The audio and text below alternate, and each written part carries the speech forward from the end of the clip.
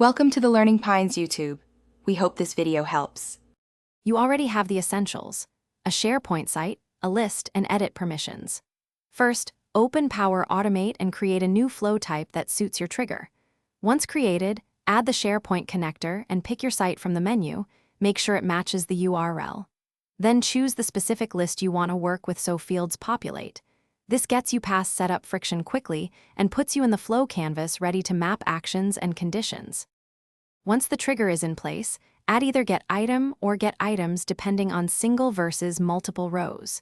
You need to map Sharepoint columns to flow dynamic content carefully. Choice and lookup fields require their specific subfields like value or ID. Make sure to initialize variables for complex data and use apply to each when you expect multiple items. Also, include a condition or switch to branch logic based. To finish, add update item or create item actions to persist results back to the list, and set any required metadata like content type or modified by if needed. Then run live tests with representative items and review the run history to trace inputs and outputs.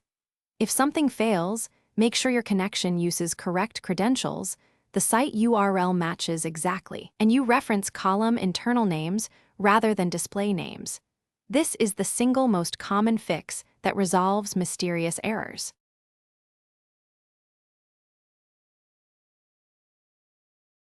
Thanks for watching. Consider subscribing if we helped you.